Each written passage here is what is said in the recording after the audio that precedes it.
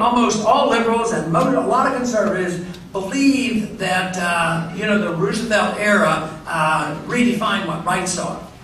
My definition is you have a right to your life, you have a right to your liberty, and you have a right to keep what you earn.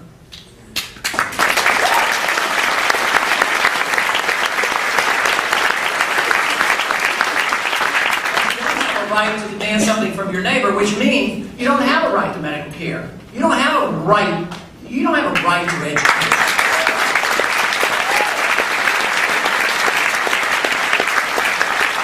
You don't have a right to be fed, and certainly with the collapse of the housing bubble, you realize that the people who were claiming a right to own a house didn't deserve many of those houses, and somebody was in on the take, and it was a big boondoggle, and look. What happens? People who we were intending to help, the poor people, they're the ones who end up losing their houses, losing their jobs, and ending up with the inflation. They're ending up with a lot of people say, well, they don't pay income tax, so they don't deserve any consideration. But it's the average, it's a poor person, low middle income person, middle class that suffers the consequence of inflation, and that's the real tax. The people who get to spend the money first, they benefit by it. Government spends it, banks spend it, corporations spend it, and then when it filters out there, like it'll be in the next year or two, you're going to see the cost of living going up. And the cost of living is going up today. It's just that they don't admit to it, because if the government statistics start to show some negative signs, they change the way they calculate the statistic, and then tell the people, oh, there's no inflation and everything is okay. But the opportunity is here, and we must know exactly what we believe in. Now, the Constitution was far from a perfect document, probably the best written in history. But and if we followed it, we would be in a lot better shape. But there still were and are some imperfections on it. But there are some deliberate imperfections that drive the opposition to those who love big government, because they take the oath that I take. And believe me, they take it seriously, and they believe they're following. It's just that they have been taught for decades now that the interpretation is entirely different. The General Welfare Clause means that that's the welfare state.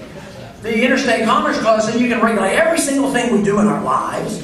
And the one that really is rather bizarre is the Necessary and Proper Clause. That comes at the end of Article 1, Section 8. They list all the things that we are authorized explicitly to do. But then it said, whatever law is necessary and proper to enforce those laws, you can write them. But they take the Necessary and Proper Clause and use it for anything they think is necessary and proper.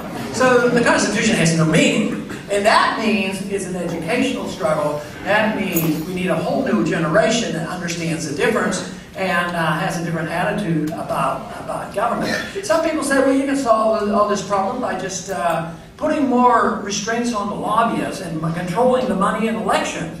That's not going to do any good. It just goes from the top of the table to under the table. And there's a lot there already. But we have a right to petition our government. We don't want any curtailment of that. We don't want to tell you like McCain-Feingold, a bill that says, oh, 90 days or 60 days before election, you're not allowed to electioneer. It's your money. I thought you were allowed to do that. But the problem is the system of government. It's the fact that government has so much control over our lives and over the economy, and they're passing out all the loot that they've stolen from us. So therefore, they have to, they have an incentive to do that. So even with that, you could stop it if you had only men and women of integrity in Washington that would resist this temptation to play this game, it would end. But the most important thing is getting rid of the power gravitating in Washington in order to clean up this mess.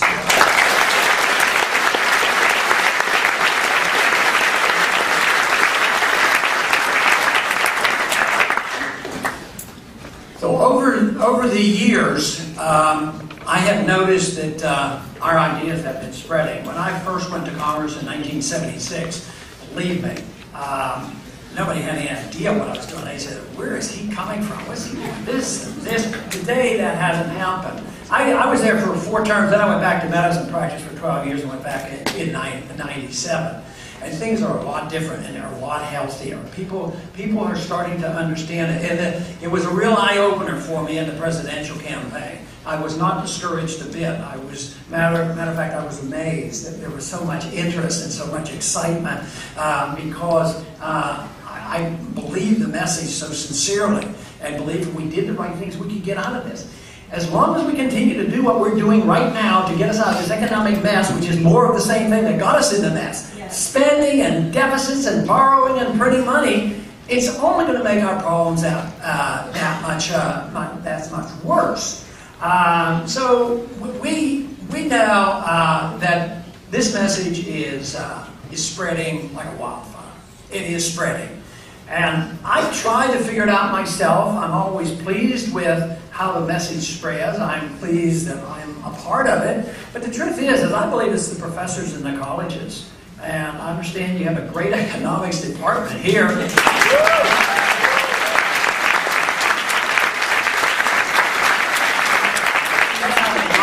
told me about the good economics department, so I knew there'd be good students here.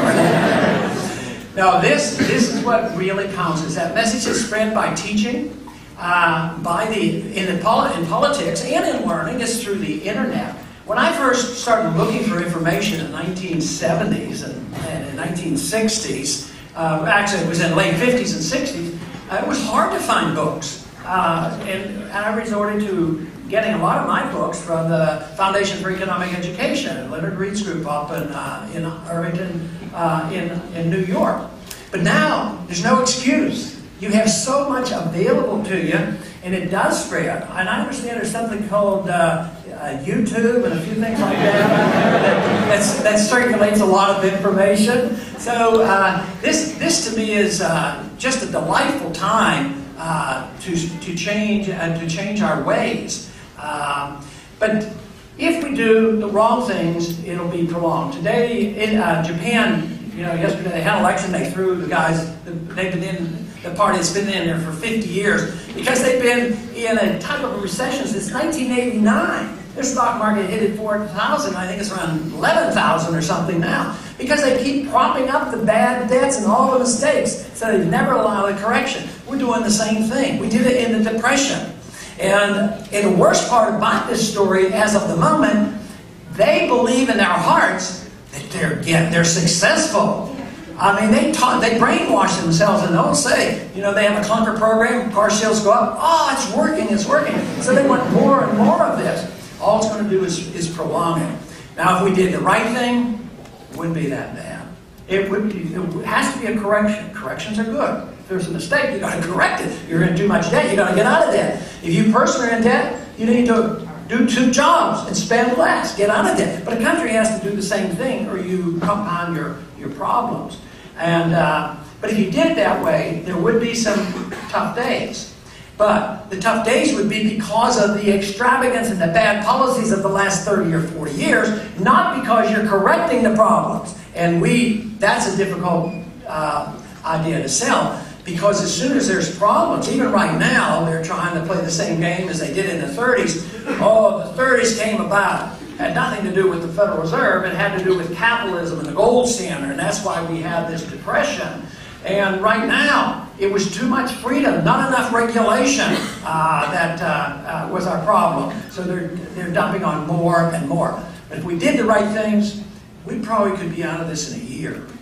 And people would have to go back to savings. But just think of your incentives, because on top of the list, if you had a true reversal of the policies, you cut the foreign nonsense, you cut the welfare nonsense, but everybody gets a tremendous bonus because there'd be no income tax.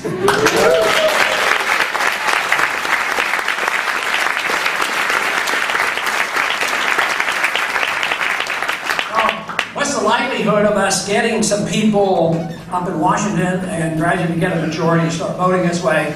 Don't hold your breath, because that's not good for your health.